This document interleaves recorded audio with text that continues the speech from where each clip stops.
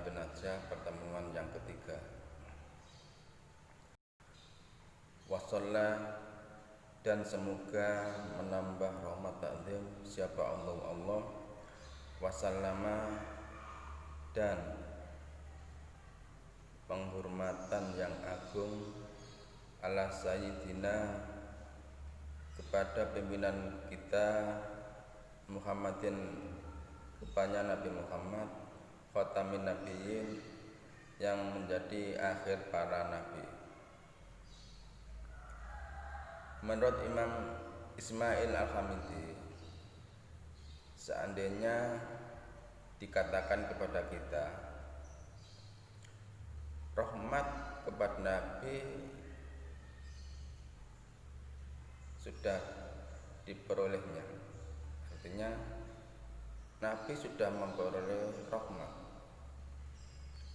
Mencari rahmat kepada Nabi itu artinya tahsilul hasil, menghasilkan sesuatu yang sudah hasil.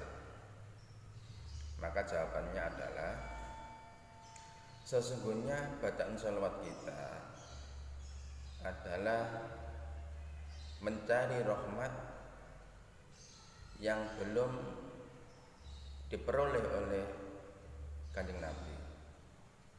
Sesungguhnya tidak ada dari sebagian waktu kecuali di situ Nabi belum mendapatkan rahmat. Dengan bacaan sholawat kita, maka tidak henti-hentinya Kanjeng Nabi memperoleh derajat yang tinggi, yang sempurna. Rasulullah bisa mengambil manfaat dari sholawat kita. Akan tetapi tidak seyogyanya kita berniat seperti itu. Kita bersolawat kepada Nabi, berniat tawasul kepada Allah dengan bacaan sholawat untuk tercapainya segala maksud dan tujuan kita.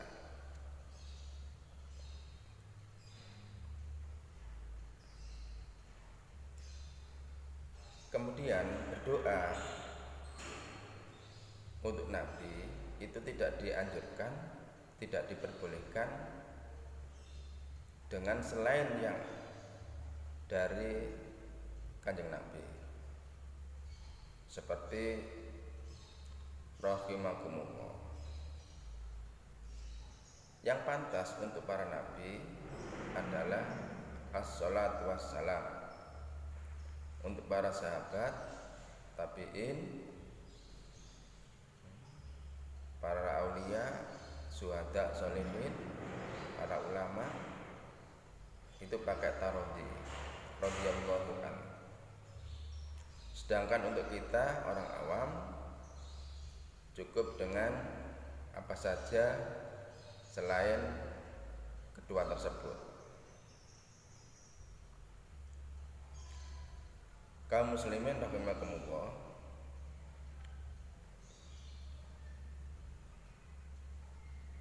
sholawat Allah sudah memerintahkan kepada kita dalam Al-Quran, innallaha wa malaikatahu yusholluna ala nabi ya ayyuhalladzina amanu shollu alaihi wa sallimu taslima.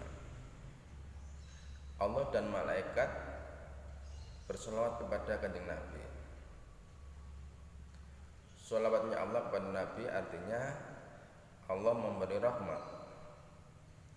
Sholawatnya malaikat kepada Nabi artinya malaikat memintakan ampunan.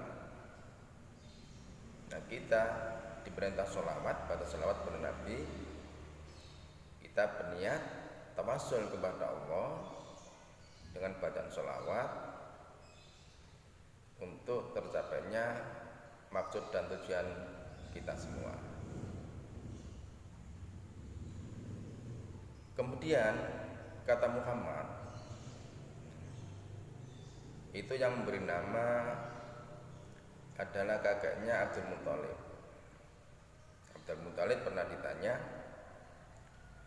"Ya Abdul Muthalib, wahai Abdul Muthalib, kenapa kamu memberi nama cucumu Muhammad? Padahal dari keturunanmu, bapak-bapakmu ke atas tidak ada nama Muhammad." Jawaban Abdul Muthalib, "Aku berharap dengan nama Muhammad itu cucuku nanti akan dipuji oleh makhluk yang ada di langit dan di bumi. Dan Allah pun mengabulkan harapan Abdul Muthalib." Dalam riwayat lain dikatakan bahwasanya yang beri nama itu adalah ibunya sendiri, Siti Aminah. Siti Aminah didatangi malaikat dan berkata kepadanya, "Hamalti Sayyidul Basar fasmihi Muhammadan." Engkau Siti Aminah mengandung pimpinannya manusia, maka berilah nama Muhammad.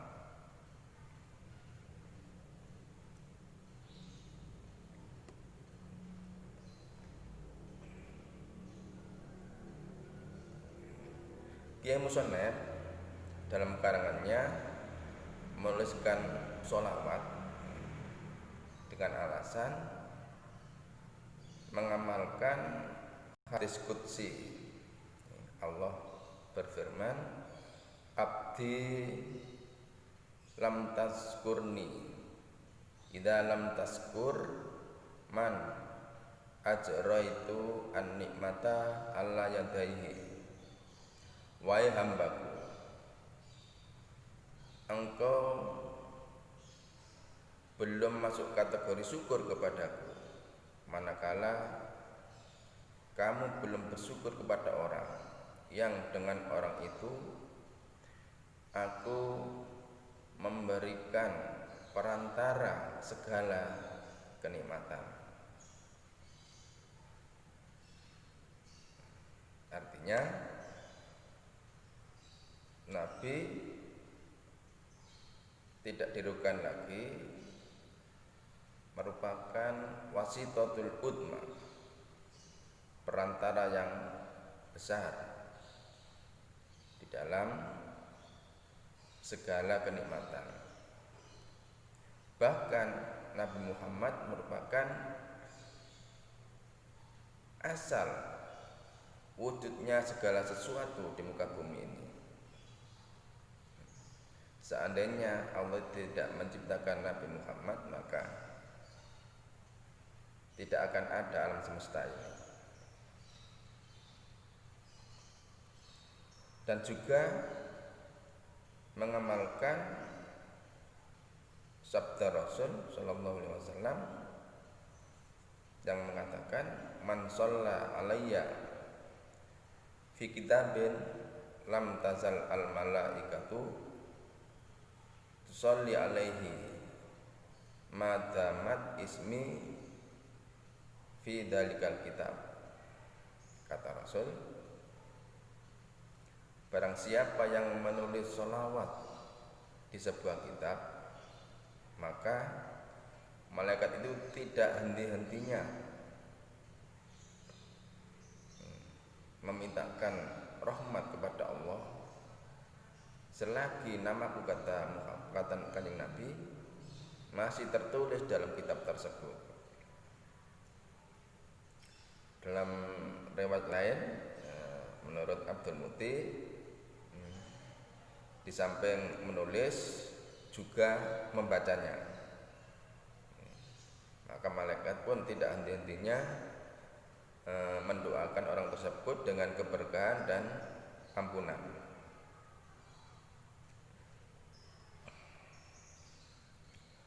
Wa alihi, dan semoga salawat salam terlimpah kepada keluarganya Kanjeng Nabi. Keluarga Nabi itu siapa? Dalam makom doa yang masuk kategori keluarga Nabi adalah seluruh umat muslim, sekalipun maksiat. Dalam makom zakat yang masuk kategori keluarga Nabi adalah Banu Hasyim dan Banu Muthalib. Alihi. Wasahbihi, dan semoga salawat salam terlimpah kepada sahabat Nabi ajmainah secara keseluruhan. Kemudian sahabat Nabi, siapakah sahabat Nabi itu? Sahabat Nabi adalah orang yang hidup di masa Rasulullah dan dia beriman kepadanya sesudah Nabi diutus menjadi Rasul. Meskipun tidak pernah bertemu, sekalipun dia buta, tapi dia mengetahui dan percaya kepada Nabi Muhammad SAW. Sekalipun hanya waktu yang singkat. Beda dengan tabi'in. Kalau tabi'in, orang yang hidup di masa sahabat dan dalam masa waktu yang lama. Lama di sini menurut urfin nas, lumrahé manungsa. Itu yang dinamakan sahabat dan tabi'in. Kriteria wala haula, dan tidak ada daya menghindar dari maksiat, wala quwata, dan kuat melaksanakan ibadah illa billah, kecuali dengan pertolongan Allah. Kalimat ini menunjukkan tanda keikhlasan musannaf. Kalimat ini juga terkenal dengan sebutan kalimatul ikhlas. Kalimat ini juga mempunyai beberapa keistimewaan. Di antaranya, kalau kita baca kalimat ini 100 kali sehari semalam, maka kita tidak akan terkena kefakiran. Kalimat ini ketika Rasulullah Isra Mi'raj bertemu dengan Nabi Ibrahim, Nabi Ibrahim menyarankan kepada Nabi supaya umatnya memperbanyak pertamanan surga. Rasulullah menjawab, "Wa ma wirasul jannah?" Apakah pertamanan surga itu, wahai Ibrahim? Faqala, la haula wala quwwata illa billahil alil azim. Pertamanan surga. Kemudian di antara keistimewaan yang lain, ketika kita susah menghadapi persoalan yang penting yang belum kelar, maka kita baca 300 kali. 300 kali. Insya Allah segala kesusahan akan dihilangkan oleh Allah. Segala kesulitan akan diberi jalan keluar oleh Allah Ta'ala. Sekian dari saya, semoga bermanfaat dan barokah. Al-Fatihah.